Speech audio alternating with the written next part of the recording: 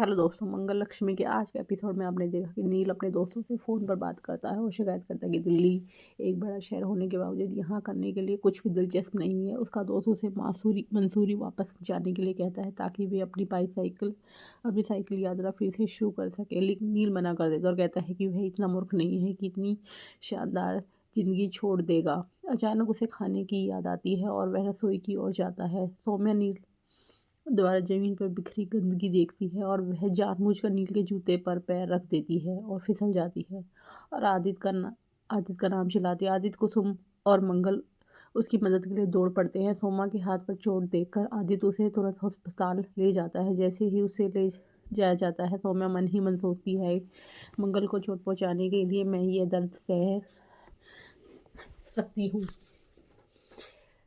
अस्पताल में आदित्य मंगल और कुसुम की ओर मुड़ता है यह जानना चाहता है कि यह किसने रखा था। ज़मीन पर पड़ी चीज़ें नील की रक्षा के लिए मंगल का दावा है कि उसने उन्हें वहाँ रखा था।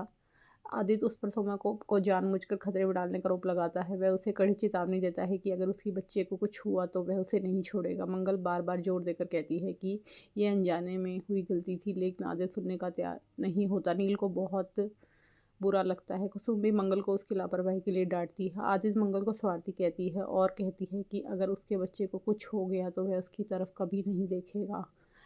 डॉक्टर कहता है कि आदित्य बेचैनी से सौम्या और बच्चे के बारे में पूछता है और डॉक्टर कहता है कि सौम्या सुरक्षित है, लेकिन उसका अबॉर्शन हो गया है। आदित्य के ऐसी एक कुर्सी पर बैठ जाता है और टूट जाता है। मंगल उसे समझाने की कोशिश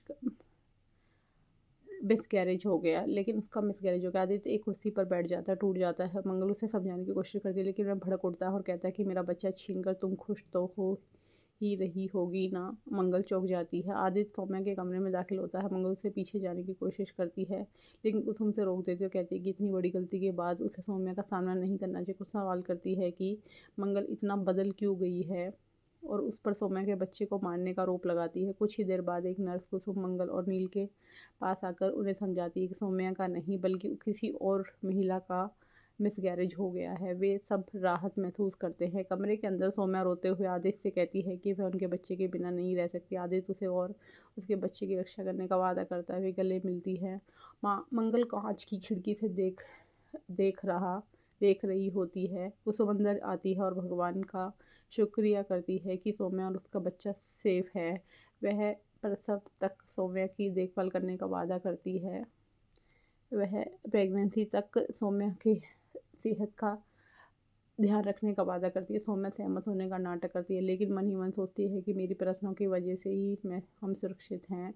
फिर वह मंगल को देखती है और पूछती है कि हॉल में ये चीज़ें किसने रखी थी। आदित्य बताते कि मंगल ने रखी थी। सौम्या हैरान होने का नाटक करती है, सोचती है कि मंगल ने दोष क्यों अपने ऊपर ले लिया। आदित्य उसे कमरे में ही रहने के लिए कहता है और उसे विश्वास दिलाता है कि उसकी सभी ज़रूरतों का ध्यान रखा जाएगा। सौम्या सोचती है कि आदित्य ने नील को क्यों नहीं डांटा और उसे शक है कि मंगल ने दखल दिया होगा बीच में। नील मंगल से माफ़ी मांगता कहता है कि उसने कभी नहीं सोचा था कि उसकी गलती से ऐसी नौबत आ जाएगी। मंगल उसे बताती है कि अगर सौम्या या बच्चे को कुछ हो जाता वह खुद को कभी माफ़ नहीं करती और उसे जिम्मेदार समझती। वह वहाँ से चली जाती है। सौम्या सुन लेती है और सोचती है कि मंगल नील को इम्प्रेस करने की कोशिश कर रही है, लेकिन वह कसम खाती है कि वह ऐसा नहीं होने देगी। आदि सौम्या को लेटाकर चला जाता है। तभी मंगल अंदर आती है और पूछती है कि सौम्या ने बाधाओं को साफ साफ देखने के बावजूद गिरने का नाटक क्यों किया। वह उसके असली इरादों को पर सवाल उठाती है। सोमा मासूम बनने की कोशिश करती है, मंगल से माफ़ी की उम्मीद करती है। मंगल सोमा पर बिल्कुल ना बदलने का आरोप लगाते हुए उसे कपड़े और व्यवहार भले ही अलग दिखे, लेकिन उसके इरादे वही हैं। वह दावा करती है कि सोमा ने उसके और बच्चों को नुकसान पहुंचाने की कोशिश की, शाना को उकसाया और नील को परिवार से अलग करने की कोशिश कर रही है। सोम्या दौड़ देकर कहती है कि वह सचमुच बदली है, लेकिन मंगल कहती है कि जो औरत अपने ही जन्मे बच्चे को मोहरे की तरह इस्तेमाल कर सकती है, उसे किसी की भी बच्चे सौंपने का भरोसा नहीं किया जा सकता।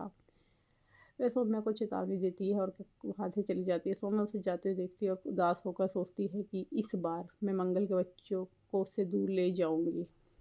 अब आगे के एपिसोड में आप देखिए कि क्या सौम्या मंगल के बच्चों को उससे दूर ले जाएगी। अब आगे का एपिसोड जानने के लिए हमारे चैनल को लाइक और सब्सक्राइब कीजिए।